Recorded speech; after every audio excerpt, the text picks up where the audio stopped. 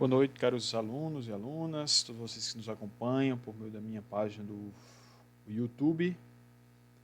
Aqui é o Daniel, sou aluno do curso de Letras, segunda licenciatura, da UNIT. Nós estamos vivendo um período atípico, como todos nós sabemos, o período em que estamos vivendo em isolamento, em decorrência desse vírus que se alastra e que pervade as diversas cidades que compõem não só o nosso país, mas os diversos países presentes no globo terrestre. Então, por conta desse coronavírus, o estágio foi adaptado à realidade que nós estamos inseridos. Então, eu optei por ir pela linha da extensão. Por isso, estou concedendo a vocês esse minicurso de língua portuguesa destinada para alunos do sexto ano como pré-requisito para o meu estágio, vamos dizer assim, voltado para o ensino fundamental. Então, volto a repetir, eu sou Daniel, sou aluno do curso de licenciatura em letras pela UNIT, meu RU é 333 79 67. Hoje nós vamos dar prosseguimento a um novo conteúdo e nós iremos falar exatamente sobre texto, discurso, gêneros do discurso. Esse é o terceiro vídeo que nós estamos gravando com conteúdos específicos para alunos do sexto ano. Por que eu pensei em produzir esses pequenos vídeos? Eu creio que no primeiro vídeo eu acho que eu dei assim umas dicas, o motivo, a justificativa, vamos dizer assim. Eu percebi que infelizmente nem todas as famílias têm condições de propiciar para os seus filhos um reforço escolar. Então, uma forma de oferecer um trabalho de extensão para uma parcela da população que muitas vezes tem acesso ao meio midiático, vamos dizer assim, como a internet, mas às vezes carece de dinheiro, vamos dizer assim, de capital para pagar um reforço para os seus filhos. Então, pensando nisso, eu resolvi preparar esse minicurso voltado para crianças que se encontram, que estão ou que irão adentrar aí no sexto ano do ensino fundamental. Então, dando prosseguimento, então vamos tratar aí sobre texto, discurso, gênero do discurso. Então, eu começo com uma pequena charge aí, onde o autor ele se inspira em uma passagem de um poema de Gonçalves Dias, né, aquele famoso poema, né, Minha terra tem palmeiras, onde canta o sabiá, as aves que aqui gojeiam, não gojeiam como lá. Então, nós temos uma pequena charge, então nós temos aí um sabiá, que reproduz, de certo modo, o poema, um fragmento do poema de Gonçalves Dias. Então vamos ler. Gonçalves Dias. Nosso céu tem mais estrelas, nossas várzeas têm mais flores, nossa vida mais amores. Minha terra tem palmeiras, onde canta o sabiá. O sabiá sou eu. Essa era a palmeira. Então é com essa charge que nós damos início à nossa videoaula, vamos dizer assim, de hoje. Então, nós temos essa pequena charge em que o autor ele tem uma intenção. Nós vamos ver daqui a pouco que existe dentro da análise do texto, do discurso, dos gêneros do discurso, aquilo que nós chamamos de intencionalidade do discurso. Todo discurso ele é produzido, ele é organizado, ele é estruturado, tendo um objetivo, tendo uma intenção.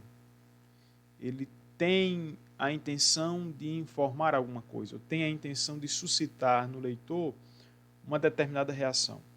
Veja, por exemplo, nessa pequena charge, o autor ele se utiliza, de certa forma, do poema de Gonçalves Dias para tratar sobre uma realidade presente, que é, por exemplo, o desmatamento.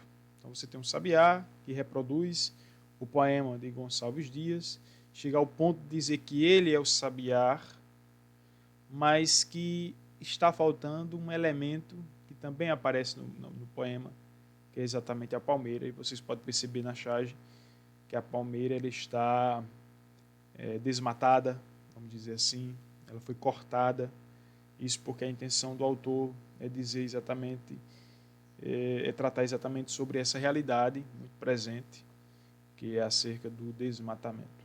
Então, é a partir dessa charge que a gente entra exatamente no conteúdo. Então, quando falamos em texto, discursos, gênero do discurso, nós temos que começar, nós temos que entender um conceito que é básico, que é fundamental para entendermos estes outros conceitos, que é o conceito de enunciado. O que vem a ser um enunciado? Então, nós temos o conceito aí. Enunciado é tudo o que o locutor enuncia. É tudo o que o locutor diz. É tudo o que o locutor fala. É tudo o que o locutor expressa. Neste exato momento, tudo o que eu estou dizendo, tudo o que eu estou pronunciando, isso nós chamamos de enunciado. Eu sou o locutor. No vídeo passado, na aula passada, nós vimos que na organização da comunicação, no processo comunicativo, há dois elementos que são essenciais: o locutor e o locutário. O locutor é aquilo que pronuncia algo a alguém. Aquele que escuta aquilo que fora pronunciado pelo locutor é chamado de locutário. Então, por exemplo, nesse momento, eu sou locutor, porque eu estou enunciando, eu estou falando determinados conceitos, determinadas ideias, e vocês são os locutários, porque vocês estão do outro lado dessa telinha, diante de um celular, de um smartphone, diante de um tablet, diante de um notebook, um computador e etc. Vocês constituem o que nós chamamos de locutários, e vocês estão ouvindo, captando tudo aquilo que eu estou dizendo, tudo aquilo que eu estou enunciando, tudo aquilo que eu estou proclamando. Então, enunciado é tudo o que o locutor enuncia. Por isso que eu destaquei aí, eu sublinhei essa parte final, dessa primeira parte dessa frase, que o locutor enuncia. Isto é, tudo o que ele diz ao locutário em uma determinada situação. Então, tudo o que um locutor diz a um locutário, nós chamamos isso de enunciado. Então, coloquei aí uma pequena imagem para ilustrar mais ou menos essa ideia. Nós temos um homem, provavelmente são dois executivos, onde um expressa algo, diz algo, pronuncia algo, enuncia algo. Então, ele está proferindo enunciados a um locutário. Então, esse rapaz que tem um óculos nas mãos, ele se apresenta como um locutor, porque ele pronuncia um enunciado, ele fala. E esta mulher que está ao lado apresenta-se como locutário, como locutária, melhor dizendo, é aquela que capta esse enunciado, que escuta, que busca entender e compreender. Um outro conceito importante é o conceito de texto. O que vem a ser texto? Né? Texto é um enunciado ou um conjunto de enunciados. Geralmente um texto ele é constituído por um conjunto de enunciados, um conjunto de frases que podem ser verbais ou não verbais, que apresentam unidade de sentido. Uma coisa fundamental no que diz respeito à caracterização do texto é que há uma unidade de sentido. Embora nem sempre todo texto fale de uma única coisa, mas todos os textos, ou a maioria dos textos, eles são estruturados a partir de um ponto de unidade, uma ideia básica, um princípio básico, a partir do qual o texto ele é construído, ele é elaborado. Existe uma temática central, essencial, e em torno dessa temática central, essencial, há outros temas que ficam à margem, que ficam ao redor, que ficam ao lado, completando sentido ou contribuindo para a compreensão do sentido daquela ideia básica, aquela ideia essencial, fundamental. Então, o enunciado é algo menor, o texto é algo maior. O enunciado é tudo aquilo que o locutor fala, diz, expressa. O texto é constituído por um conjunto de enunciados. E o que caracteriza, de certo modo, um texto é o fato dele ter uma unidade de sentido. Então, geralmente os textos, volto a repetir, eles são elaborados em torno de um eixo temático. Então, nós temos aí um pequeno texto que eu vou ler aí para vocês. Eu sempre gosto de trazer um texto para motivá-los à leitura, para incentivá-los a ler constantemente. Infelizmente, nós brasileiros ainda não somos tão apaixonados pela leitura. A leitura nos faz viajar por mundos desconhecidos sem sairmos de casa. Eu, por exemplo, sou uma pessoa que sou apaixonado pela leitura. Eu amo ler.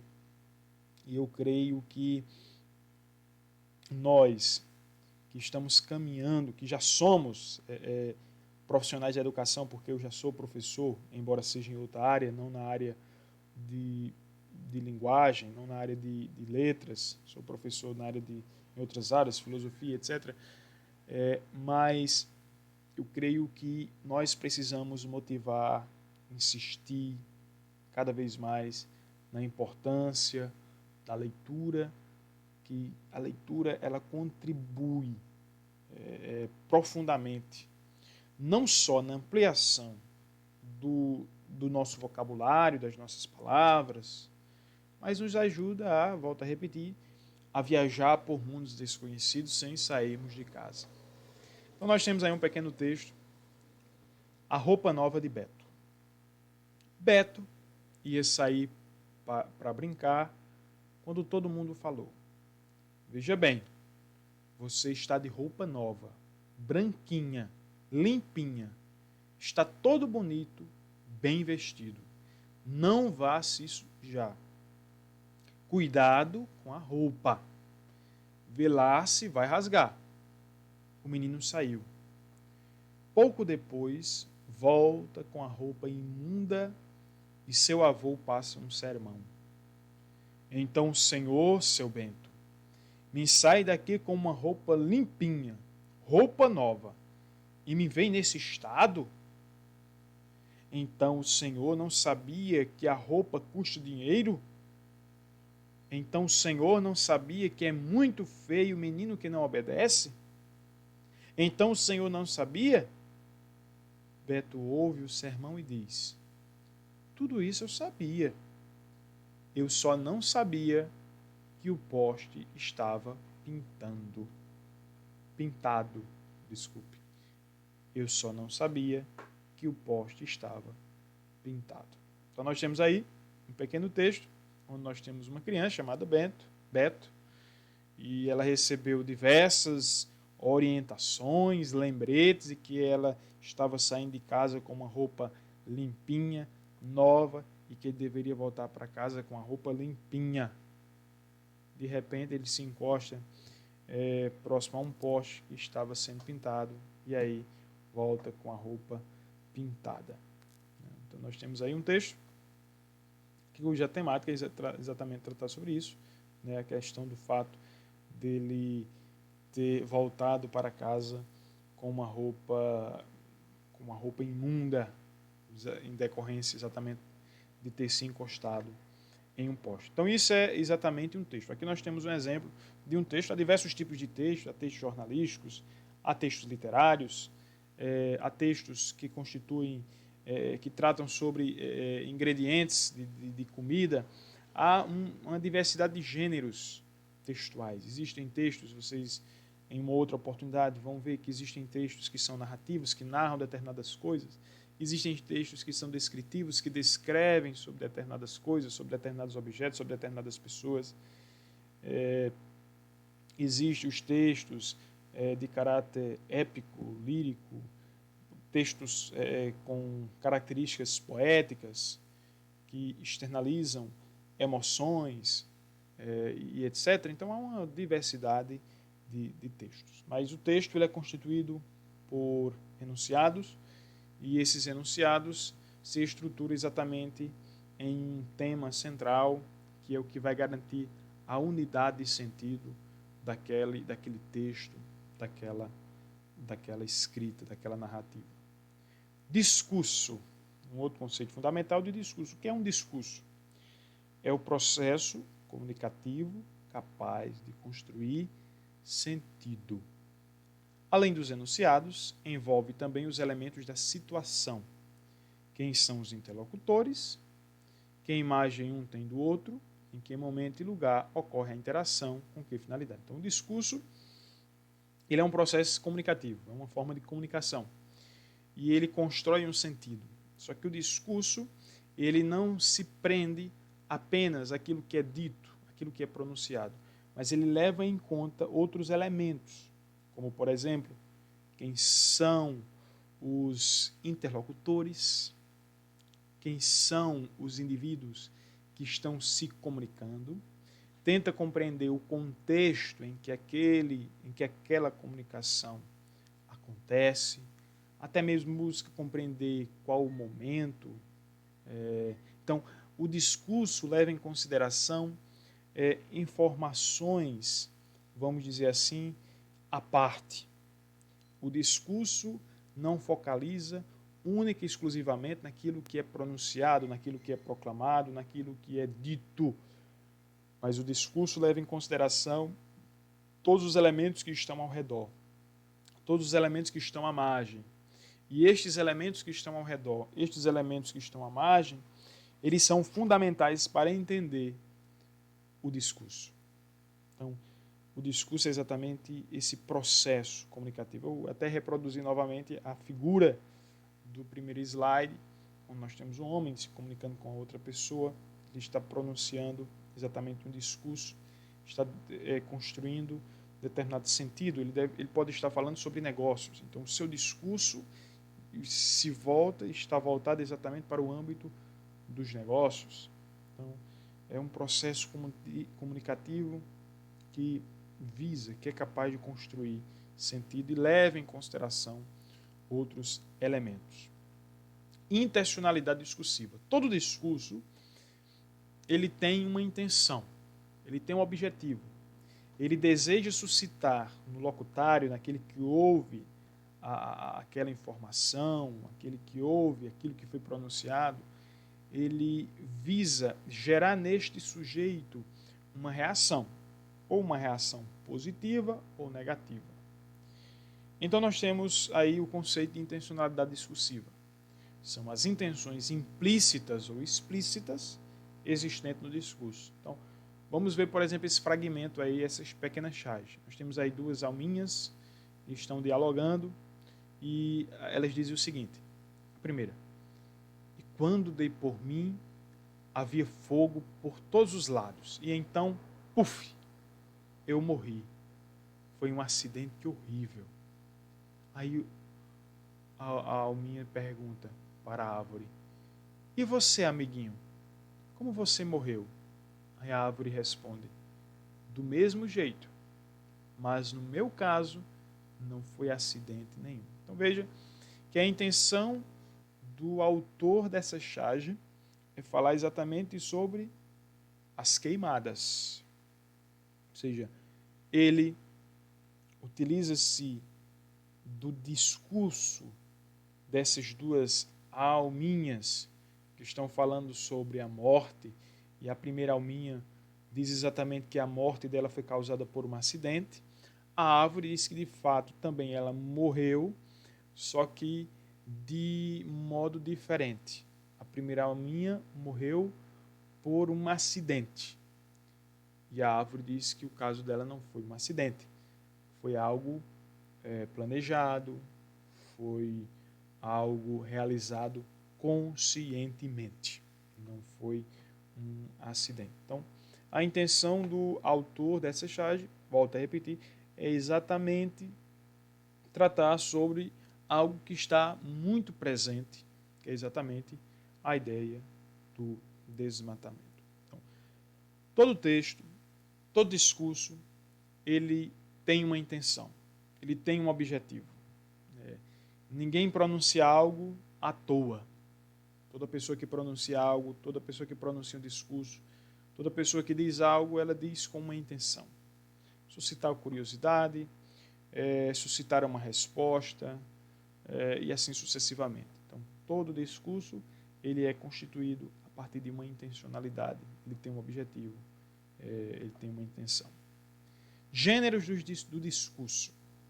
O gênero do discurso são textos que circulam em determinadas esferas de atividades humanas e que, com pequenas variações, apresentam tema, estrutura em linguagens semelhantes. Então, o discurso ele possui gêneros. Então, os textos eles não apresentam uma única forma, eles não apresentam um único estilo.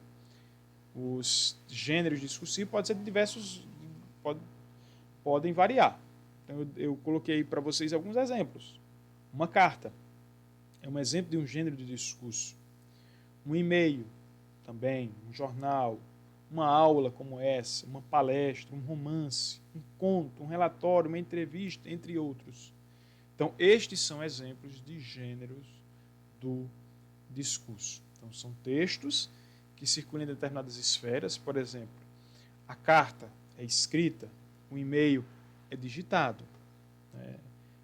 A aula ela pode ser expositiva ou pode ser gravada, uma palestra do mesmo modo, um romance, geralmente em textos impressos, ou pode ser em um Kindle, em um leitor digital, e assim sucessivamente. Então, existem os gêneros dos discursos, que são as formas, né, em que o texto circulam e que apresentam algumas variações, tanto no tema, quanto na estrutura, quanto na linguagem.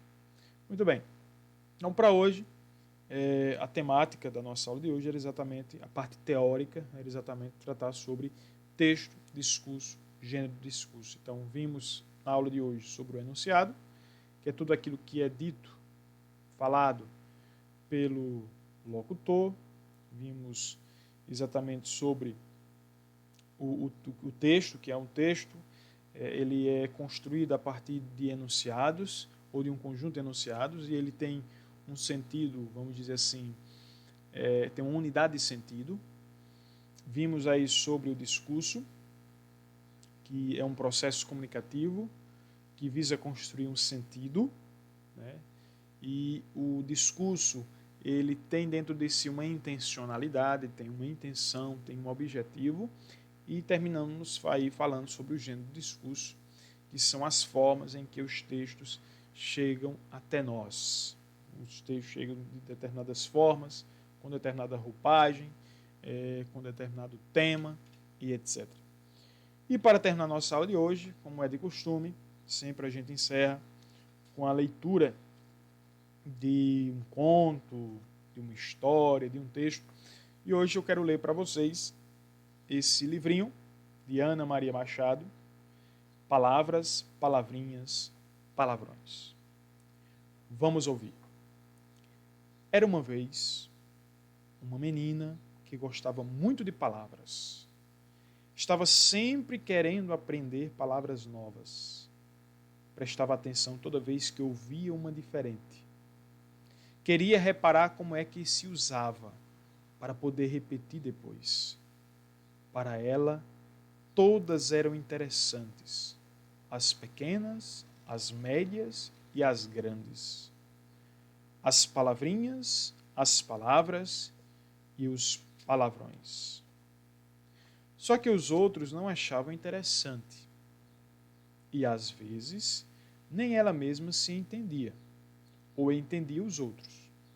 Às vezes, ela ouvia alguém dizer umas palavras imensas e nem conseguia repetir direito, como no dia em que um homem falou na rua: tem um paralelepípedo solto. Cuidado! Paralelepípedo? Mesmo com todo cuidado, falando bem devagar, era difícil repetir.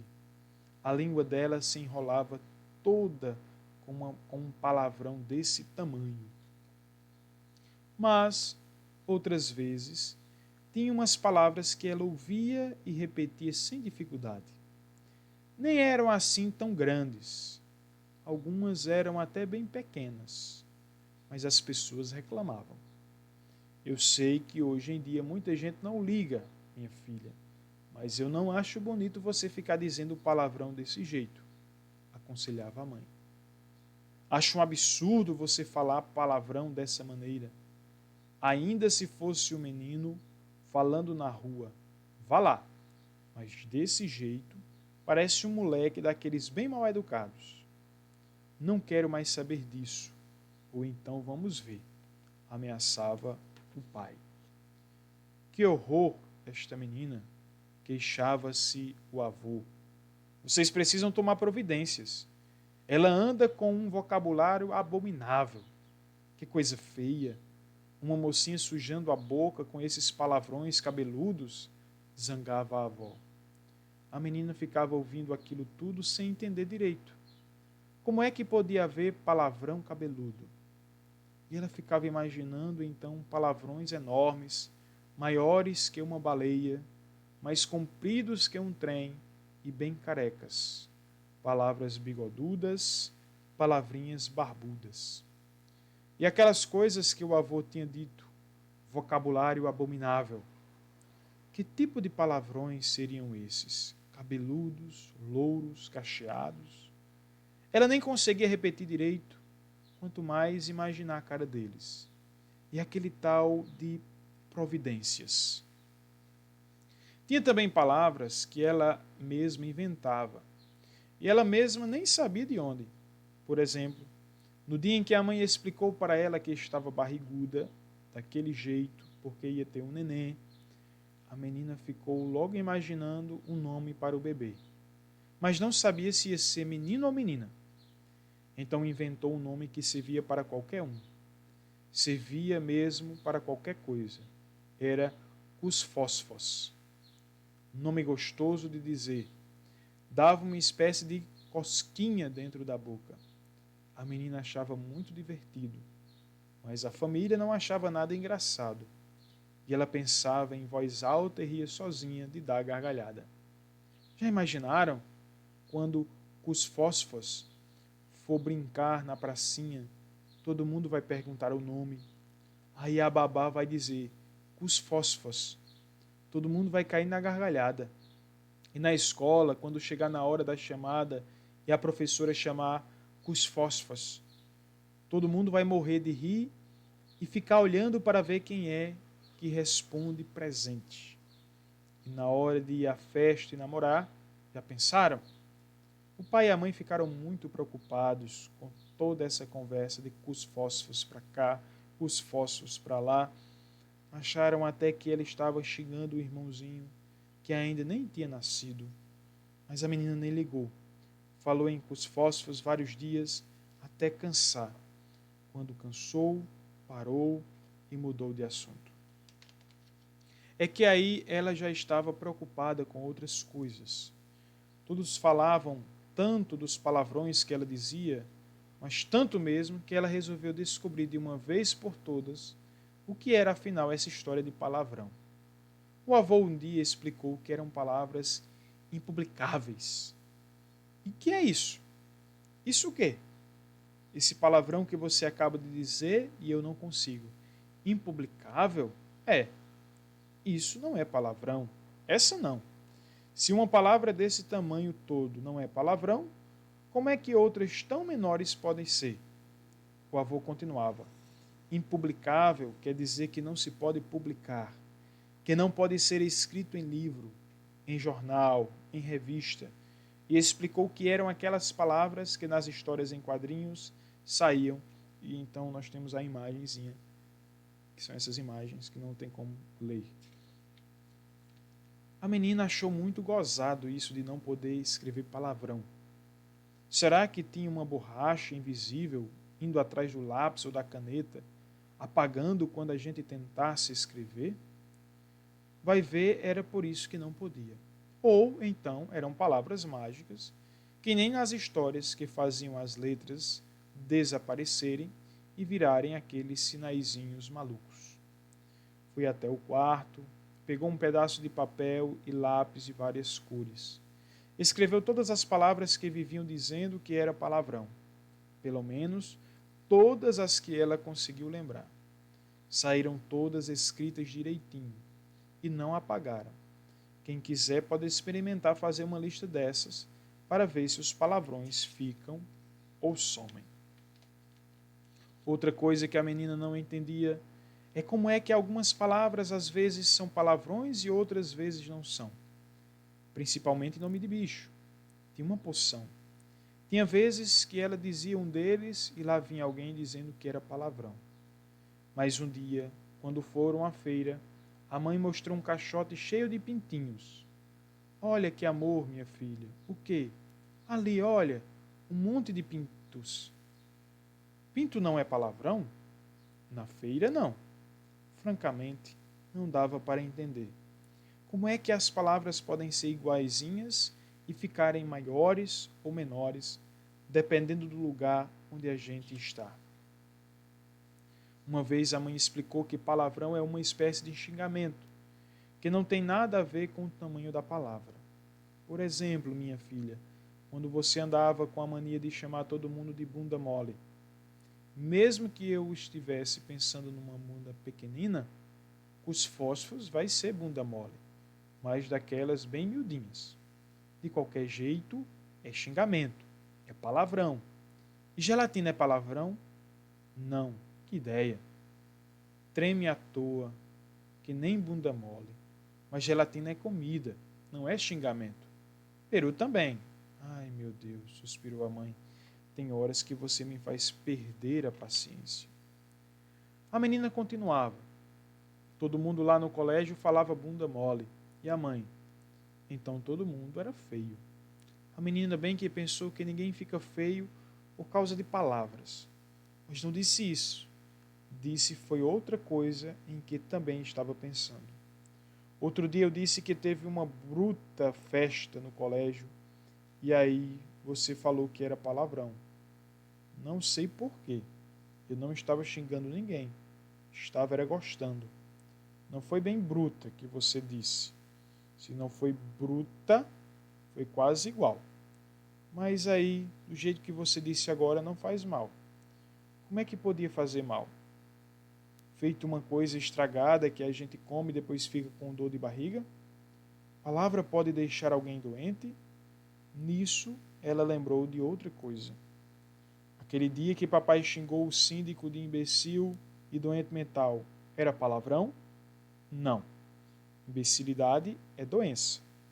Não entendo. Deixa para lá. Mas era difícil deixar para lá.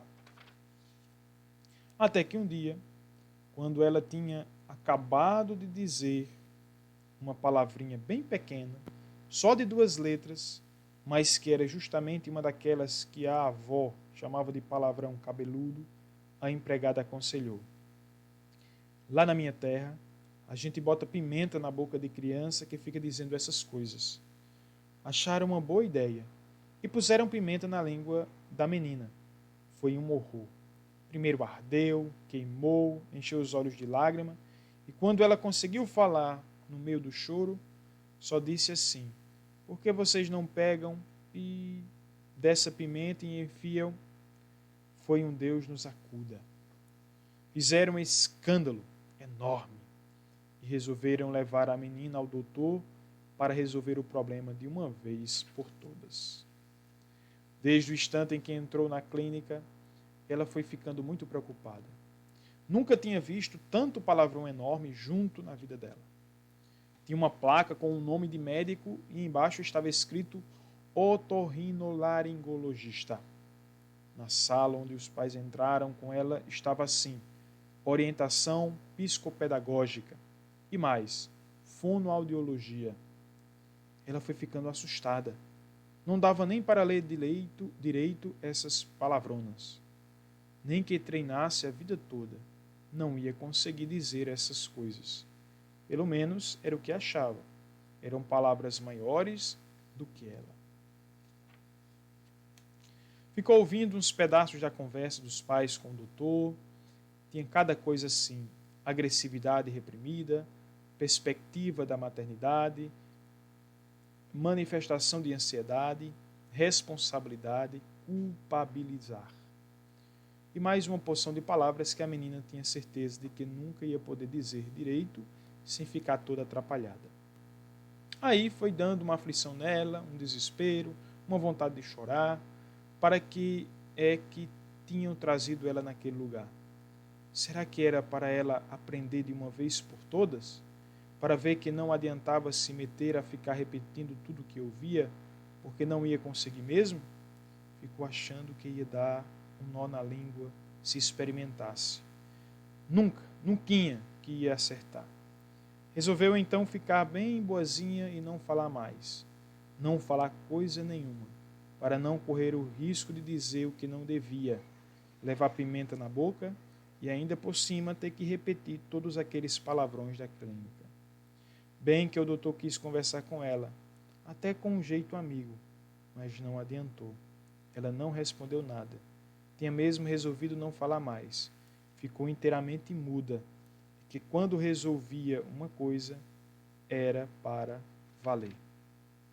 Os pais e o doutor desistiram e deixaram para conversar com ela outro dia. Só que não conseguiram. A menina não falava mesmo mais. Brincava, até ria, mas não falava. Mas pensava muito. Pensava coisas que talvez não conseguisse explicar direito, mesmo se conseguisse falar.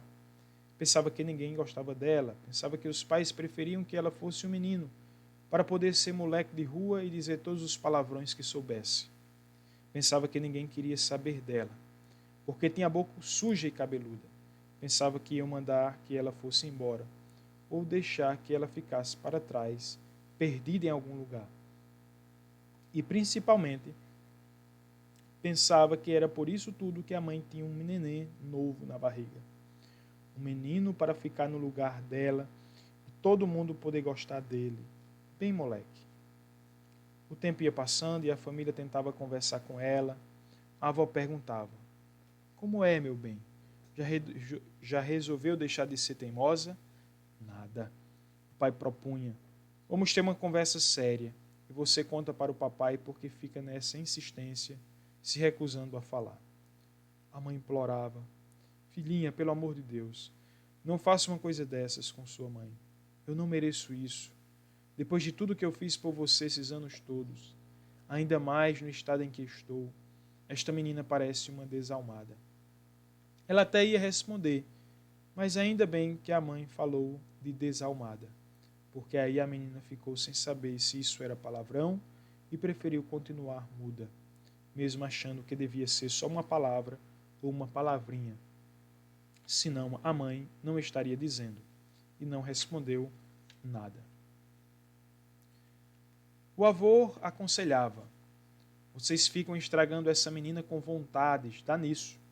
No meu tempo não tinha essas psicologias, mas com uma boa surra e castigo, no instante ela ficava boa. E tem mais. Acho que se ela não falar com os outros, ninguém devia falar com ela. A menina ficou ainda mais assustada. Se ninguém falasse com ela, aí mesmo é que ela nunca ia aprender o que podia dizer. Além disso, se ficassem sem falar com ela, só podia ser mesmo porque não gostavam dela. Até que um dia, quando ela acordou, achou a casa no silêncio. Não tinha ninguém no quarto dos pais, nem na sala, na cozinha. A empregada cumprimentou: bom dia, dona Dorminhoca. O pessoal foi todo para a maternidade. Chegou a hora do neném nascer. Então era isso. Vai ver, é assim. Quando o neném nasce, as pessoas vão todas embora e deixam a outra filha para trás. Tinha chegado a hora dela. Será que era isso mesmo? Nem deu tempo para pensar muito, o telefone tocou. A empregada atendeu e depois voltou toda animada. Já nasceu, foi tudo bem. Sua mãe está boa, a neném também. É uma menina. Seu pai mandou dizer que amanhã você vai lá com sua avó para conhecer a irmãzinha. O nome dela vai ser Lúcia. Que bom. Então ela ia poder ir junto ver. Ninguém estava deixando ela para trás, pelo menos por enquanto. E uma menina, que ótimo. Quem sabe até brincar com ela um dia. mas ia se chamar Cusfósforo. Lá, isso ia. No dia seguinte, quando a avó passou para apanhar a menina, ela já estava de banho tomado, cheirosa, prontinha, há um tempão, louca para ver como é que ia ser. A maternidade até parecia clínica, um corredor grande e claro, de vez em quando umas placas com palavrões. Obstetrícia era uma, mas ela nem reparou muito, porque viu que tinha uma porção de portas e quase todas tinham um sapatinho de tricô pendurado. Até que a avó dela parou em frente de uma porta que tinha o número 36, um sapatinho cor-de-rosa e o nome Lúcia. A menina pensou que depois ia dar um jeito de escrever os fósforos, mas era muito alto e não ia ser nada fácil alcançar. Entraram. A mãe estava recostada numa cama, sem aquele barrigão, e o pai estava sentado perto. Todos felizes, pegaram a menina no colo, abraçaram, beijaram, fizeram carinho. Que saudade da minha linda. Agora temos duas garotas maravilhosas. Maravilhosa parecia um palavrão, grande assim, mas devia ser uma palavrinha. Os pais estavam dizendo aquilo tão cheios de sorrisos, e ela até achava que ia conseguir repetir, se quisesse. A neném já está vindo, e veio mesmo, tão pequenina, quase careca, de olhos fechados, quietinha, no colo da enfermeira. Aí a mãe pôs a neném no colo, e o pai segurou a menina. De repente ela perguntou: quer pegar sua irmã no colo? Eu ajudo. A menina teve uma sensação tão boa, tão maravilhosa, pensou, que respondeu que sim, sem falar, só com a cabeça e um sorriso. E quando o neném estava no colo dela, de repente abriu os olhos, abriu bem a boca e começou a gritar uma palavrinha bem pequenininha. Nenê, nenê, nenê, nenê. Esta nenê vai dar trabalho, disse a avó. Vocês vão ver doidos, vão se ver doidos com essas duas. Aí a menina teve certeza de que nhen devia ser um palavrão daqueles bem cabeludos e que a irmã era ótima. Elas iam ser muito amigas, ninguém ia poder com elas, de tanto que iam aprontar juntas. Iam brincar na rua, feito dois moleques, e dizer todos os palavrões cabeludos, bigodudos, barbudos e carecas que quisessem. E todas as palavrinhas e todas as palavras também. Agora elas eram duas, e quem se metesse com elas ia ouvir só. E quando a neném foi sossegando, ficou tão bonitinha que a menina pensou que a cara dela não combinava nada com o nome de Cusfósforo, e chamou Oi, Lu. Eram duas palavrinhas bem pequeninas, as primeiras que ela dizia em tanto tempo, e ela tinha esperança de que ninguém reparasse na novidade. Mas foi um alvoroço. Todos começaram a rir, a dar gritinhos de que bom, a fazer cara de bobo. A mãe até chorou de alegria. Ficou a família toda dando beijos, abraços e apertuchos na menina, como se nunca tivessem visto uma garota falando. Ela então resolveu que iam mesmo falar de novo. Ia justamente reclamar que aquela confusão já estava enchendo o saco, quando o pai perguntou: você está se sentindo bem, minha filha? E ela achou que estava, apesar de tudo. Afinal, agora estava descobrindo que não ia ser largada para trás só porque algumas pessoas enxergam cabelo nas palavras. Ouviu todo aquele nhen-nhen-nhen, olhou para a irmã, deu um sorriso bem moleque e resolveu responder com um palavrão novo e bem enorme, que era para todo mundo ficar logo sabendo que daí para frente aquela dupla de meninos ia ser fogo, maravilhosamente pô. E aqui a gente encerra a nossa história. Palavras, palavrinhas, palavrões, que é exatamente uma novela da autora Ana Maria Machado. Com esse texto a gente encerra a nossa aula de hoje e conto com vocês amanhã, onde amanhã nós iremos falar exatamente sobre fonemas, letras, dígrafos e etc. Então, conto com vocês na próxima videoaula. Até mais!